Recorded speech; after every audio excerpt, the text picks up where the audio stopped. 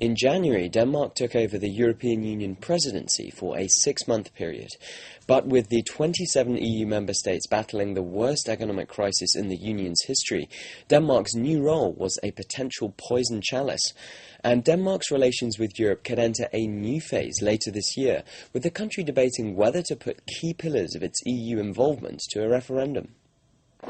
As a small country with 60% of its exports going to Europe, Denmark's membership of the Union is not in doubt. Yet, the country has chosen to stay out of 4 areas of cooperation with the EU, including the Euro common currency and defense.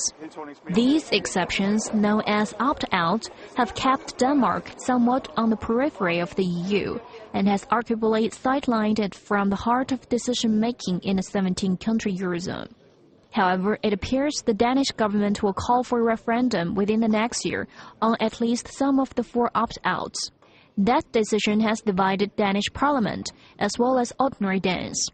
Professor Marlene Wind, director of the Center of European Studies at Copenhagen University, told CNC in a recent interview, Denmark is also likely to reconsider justice and home affairs so that it can fully participate in everything that has to do with policing, transport, and crime.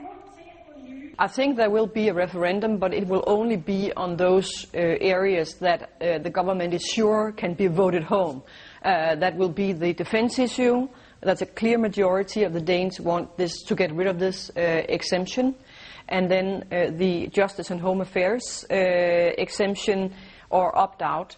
There's also more or less clear majority in favor of getting rid of this so that Denmark can participate fully in everything that has to do with policing, transport, crime, and so on.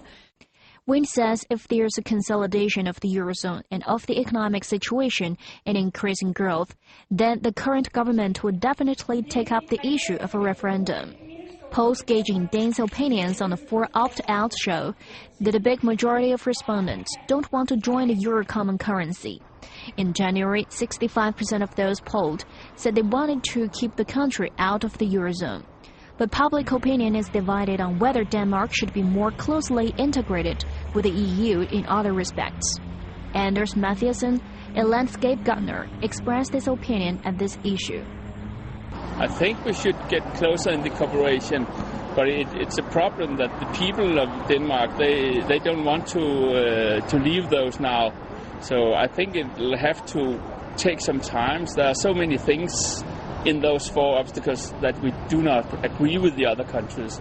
So I don't think that will happen right now, but I think it will come. However, Hugo Hannibal, who runs an art gallery in Copenhagen, didn't agree with Mathiasen's opinion. I think today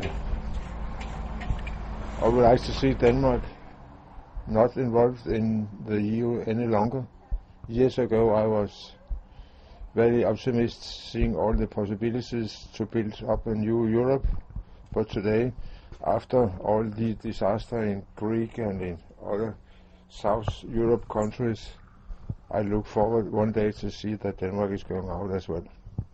Although older Danes doubt whether Denmark should move closer to the EU, it is young to whom Europe's future belongs, and many of them are also not too positive. Caroline Kier, a 22-year-old student from Copenhagen, says it is a little difficult for her country.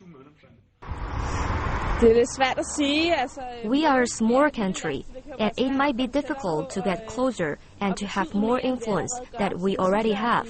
I actually think we are doing okay as it is, but of course you can always move forward and improve what you do. In general, things are good thinking about fellowship, trade and things like that. I believe that these are good for several countries, but there are some weak points that just not work.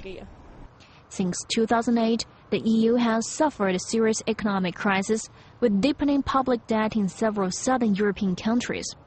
This has sparked concerns that the crisis could trigger the bloc's collapse.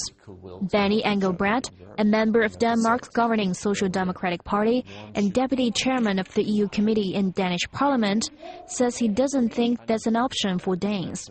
I know that people are obviously and have been for quite some time concerned, but I also have to say that the political will has shown its way in Europe too.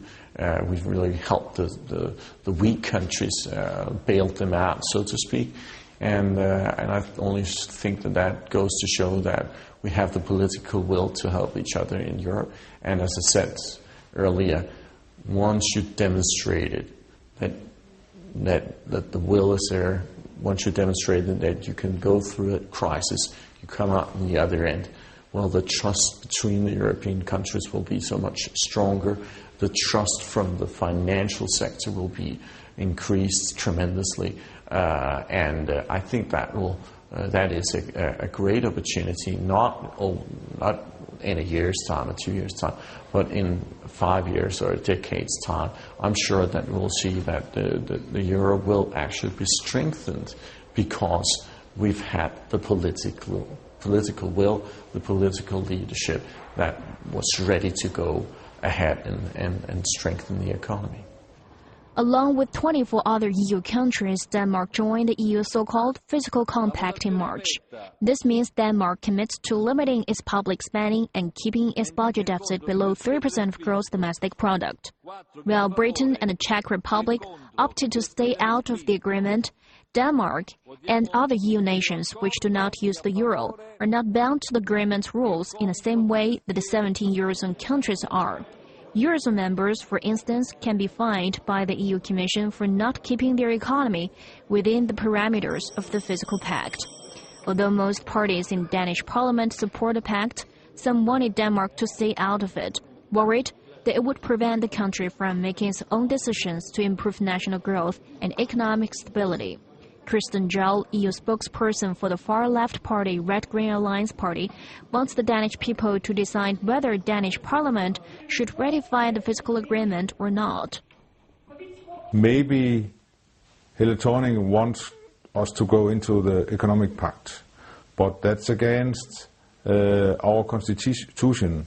I think we have to have an election in Denmark to say yes or no to the pact. And we have in the parliament demanded that we get this election, yes or no election, to see if the Danish people want the economic pact. In this matter, the far-left party actually finds itself in the unusual position of agreeing with the far-right Danish People's Party, who also want a referendum on the fiscal compact. However, Denmark's Justice Minister Morten Bødskov drew a line under the discussion in late February. The next decade will be crucial for the development of the EU. Some foresee a stronger Europe that will emerge from the crisis with strengthened ties between its member countries. Even if Denmark retains or extends its EU opt-outs, most analysts say the country will continue to play an active part in the bloc's future.